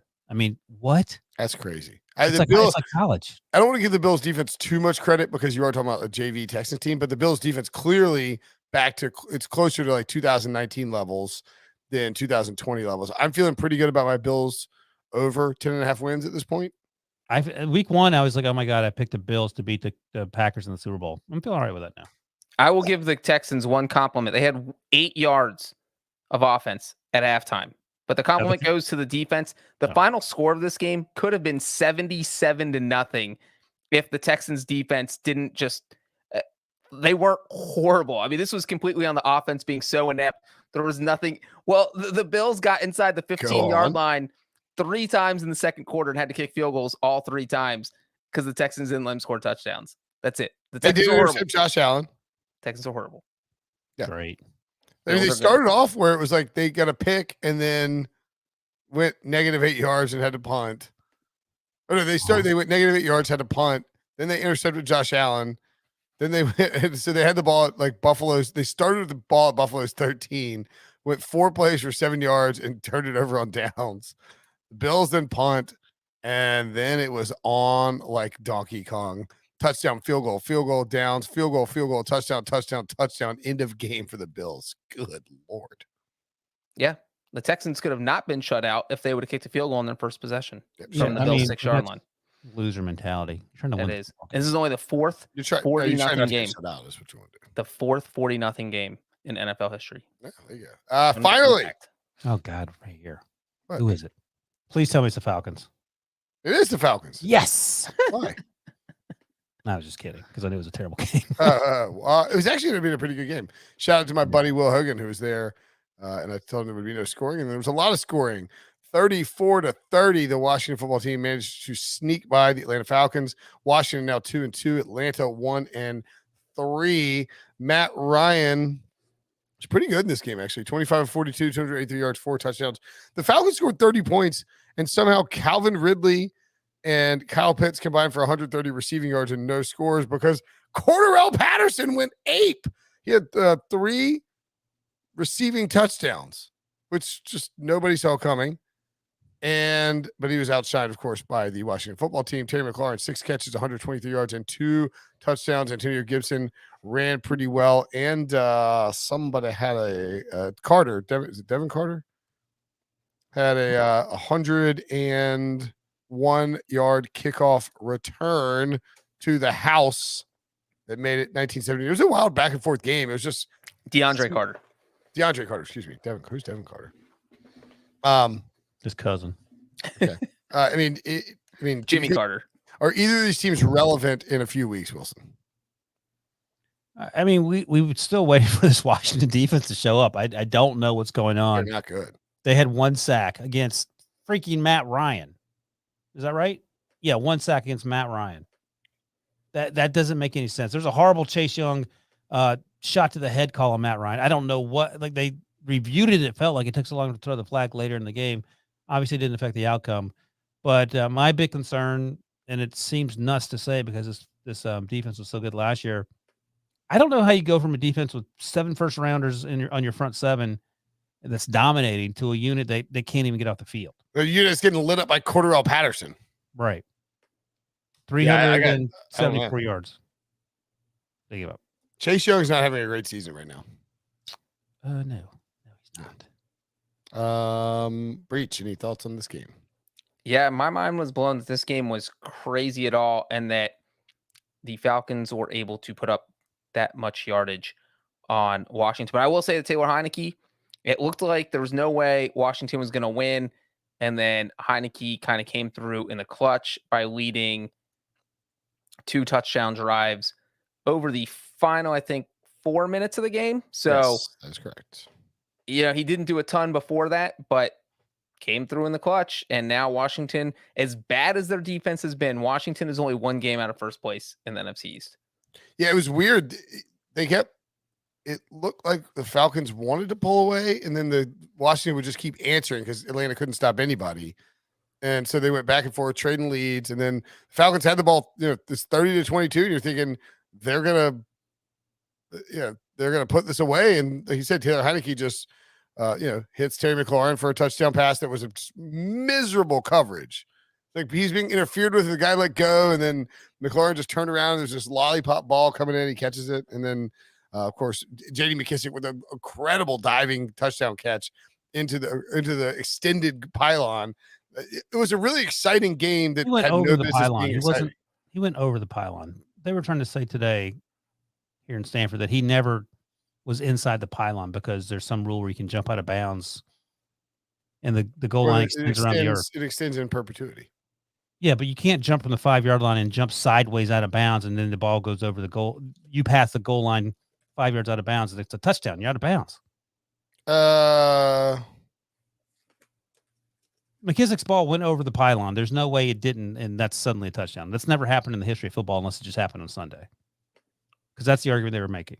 No, if you dive, I mean, you can't physically dive 15 feet in the air from. Let's say you can. Let's say you can dive from the 5-yard line. You dive into the stands, but you cross the goal line. That's a touchdown? Yeah. No, it's not. Breech. That's insane. Have you ever heard that, Breech? I thought it was a touchdown when they called it. It's hard to explain what happened. But you thought he watched the play. You thought he got the ball over the pylon or not? I mean, it was close. But if he hadn't, would it have been a touchdown in your mind? It was too close. I'd have to watch. You don't have to get the ball over the pylon. It's the goal line extends in perpetuity. That doesn't make any sense. I mean, that's a dumb rule if that's the rule. I've never seen it called that way before. It's the first time since 2015 that Washington has won a game where they gave up 30 or more points. All right. Matt Ryan's first ever loss to Washington. Up and out. I know. I just gave you the example. If you can jump 30 yards, let's say, and you jump from the 5-yard line sideways into the stands, but you cross the goal line at some point, sure, yeah. That's a touchdown? Yeah. Okay. Didn't know that. Learned something. Yes. Congratulations, Superman. You just scored. Yeah, Superman, just go over the goal line. Don't be a jerk about it. Yeah. All right, let's do some winners and losers. Who wants to start? I'm not sure we planned these ahead of time, so I'm gonna go. We didn't plan. I'm gonna go first. All right, who you got? I was gonna say Mac Jones is a winner, but you guys won't like that because he lost the game, even though he played well. I'm going with Kyler Murray. Ooh. Kyler Murray's now 4-0, and he is a legit MVP candidate. No, I'm talking like that. But yeah, no, Kyler Murray played great. He is saving Cliff Kingsbury and Steve Keim's job simultaneously. And that team's legit. I mean, perhaps you mentioned they started 4-0, went 5 and whatever to finish, 5-11, I guess, in 2012, whenever that was. I feel like this team feels like it's a playoff team.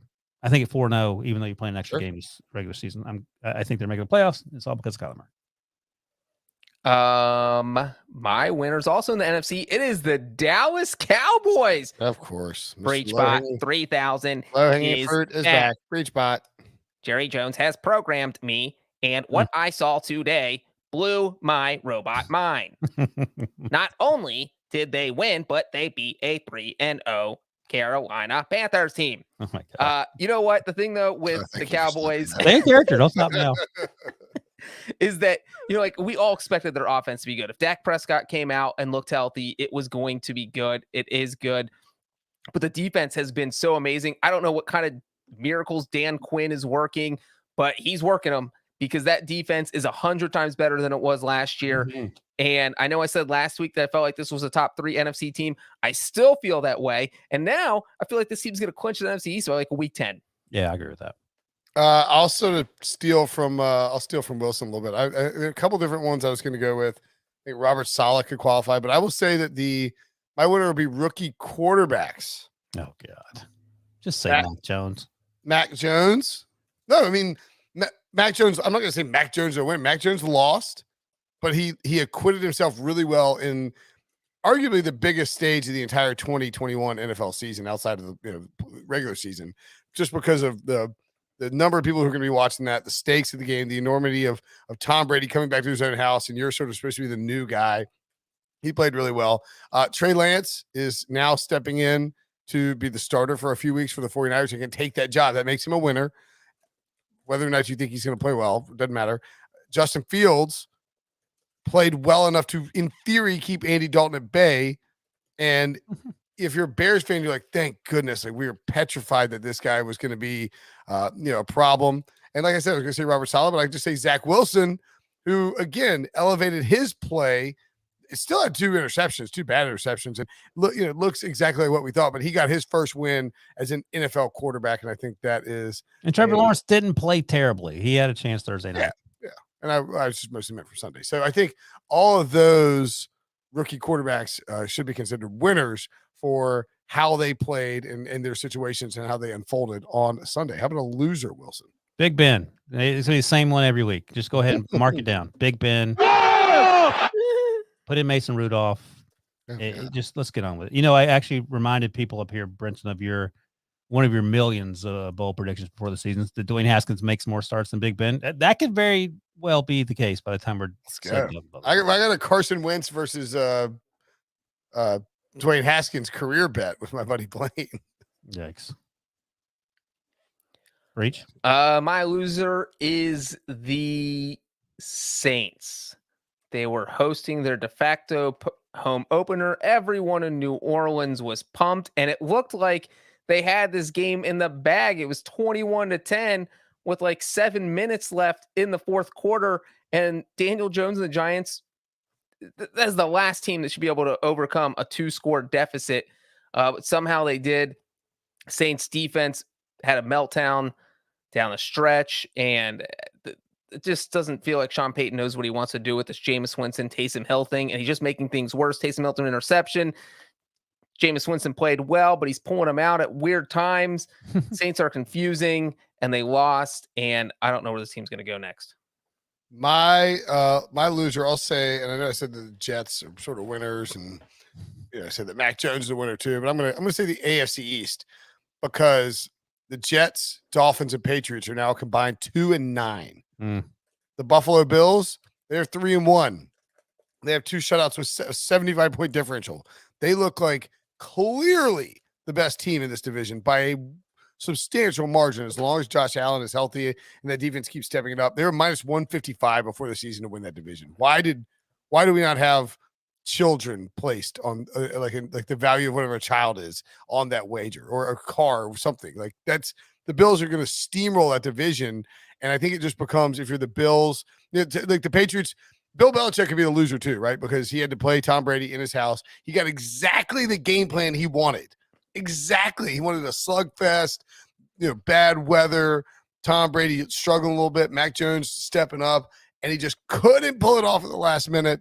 And the Dolphins just look like a team that's sort of lost and floating in the mall. So this is going to be a tough road for them to find a playoff berth, with the AFC East looking like it's already sewn up. Who wins the division? Who clinches first, the Bills or the Cowboys? Bills. Cowboys are finally screwed up. Okay. Tara, so do you want me to read these from chat, Deeper, or no? I don't know what I'm asking you. Yeah, let's read a couple. Tara, Pterodactyl, like pterodactyl. Love As it, winner love Andy Reid, 100 wins with 2 teams, and KC looked like KC again in the second half. I would agree with that That's a completely. dunk on Debo. Yeah. Oh! Sam Bruce Smith has losers, Broncos, Texans, and the Titans. Absolutely. Winners, Browns defense. Good call. The Jets and Zach Wilson. Yeah, totally. And Sam is listening to us from the future in Australia, so shout out Oh, Sam. shout out to Sam. Tell us who wins Raiders Chargers. We won't let Breech say anything about a shrimp or Barbies. Bob Swirsky says loser is Wilson. Ah! Who's Zach Wilson? Ryan Wilson, Steelers and Matt go down. The 49ers losses. All he has to soften the blow. Oh! Up high, down hard. Biggest loser. This is Sam Bruce Smith says, biggest loser is Wilson. Dave Damashek, the Steelers in Big Ben's arm. It's a dunk fest here. Piling on Wilson. My Yeah, let's God. who's laughing next year when Aaron Rodgers is the Steelers quarterback. When he's washed up. P.S. Walker says, winner, Eagles with all the high draft capital they have this offseason from the Dolphins and Colts. Loser, every team in the AFC East minus the Bills. I thank you. Oh. Brinson, is that your burner account? I know. You stealing P. Walker's Yeah. losers? And she says, winners, Arizona, Kellen Moore, and Dan Quinn. Agree with all of this. And by extension, Mike McCarthy. Sure. Just stand there, donut. That's right. Jordan Johnny. Jets are real. Says, are the Jets for real? Jets are winning the division. The Jets are an NFL football team that exists in the physical. I'm putting my house on the Jets to win the Super Bowl. Yeah. Do not Johnny, put the Jets. if I lose that bet, I have to live with you since we both live in Nashville. No, I'm saying they are real. They actually exist in the physical universe. They are a real team. They are not for real. And I'm saying, DeJohnny, get the guest room ready because I'm betting my house on the Jets to win the Super Bowl. Oh, okay. There you go. DeJohnny, you've got a new roommate, and he's a And you're getting a baby. yeah, that's right. All right, that'll do it for us. That's the recap show. Thanks for listening. Thanks for watching. Subscribe, rate, and review. We'll see you guys we'll see you with a Monday Night Football preview. That'll be in the feed. Me and Sully talking that up. And then, of course, recap show with the boys will be live on YouTube after Monday Night Football. So hit that subscribe button, get those alerts when we go live. Talk to you guys later.